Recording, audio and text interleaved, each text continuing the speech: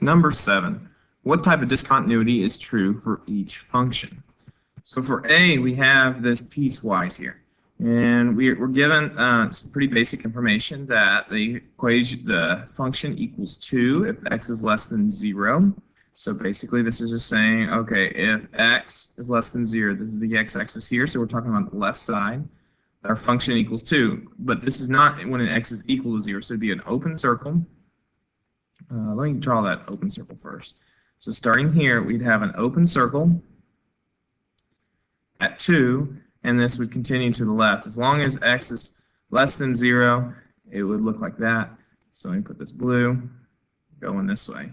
So that's the function going left, and then going right, if x is equal to 0 or greater than 0, it's 3. So if I went up another mark, it would be here, and then from this point, if it's equal to, so that means it'd be a closed circle. So we'd go from here at 3 to the right. What type of discontinuity is this? Well, this is a jump because the graph jumps and you can count how much it jumps. For a jump, you have to be able to count. That's 1 unit. So this would be a jump discontinuity.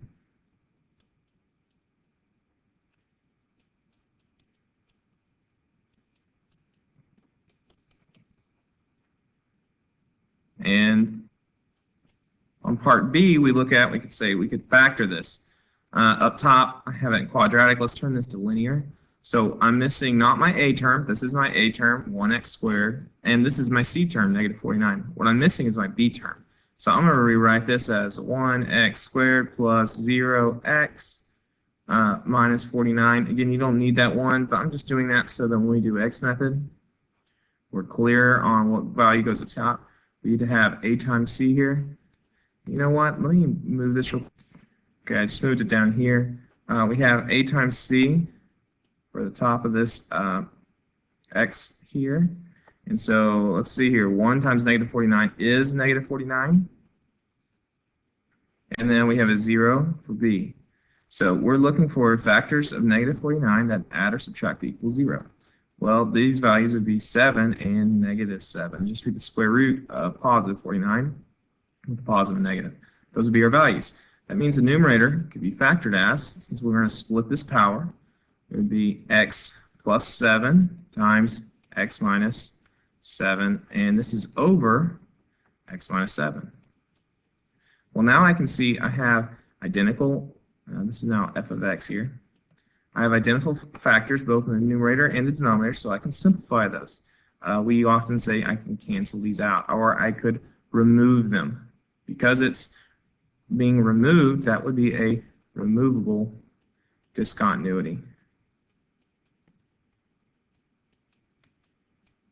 And not that you'd have to have this, but you would say when x equals 7. So remember, we would set it equal to 0. To solve that, you'd say x at minus 7 equals 0. You'd move the 7 over. That's why it'd be positive 7. So that's removable discontinuity when x equals 7 over here. Jump when x equals 0. That's where it jumps.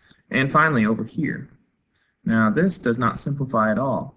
But what we can do is we know that in mathematics, you're never allowed to have the denominator equal to 0. So 2x minus 9 cannot equal 0. If we add the 9 over, we'd say that 2x cannot equal positive 9, or x cannot equal 9 over 2. So since it cannot, that's going to be an infinite discontinuity. We couldn't get rid of it. It's infinitely there in the denominator. So that's an infinite discontinuity, and it would look like a vertical asymptote if you were to graph that. So here I will say infinite discontinuity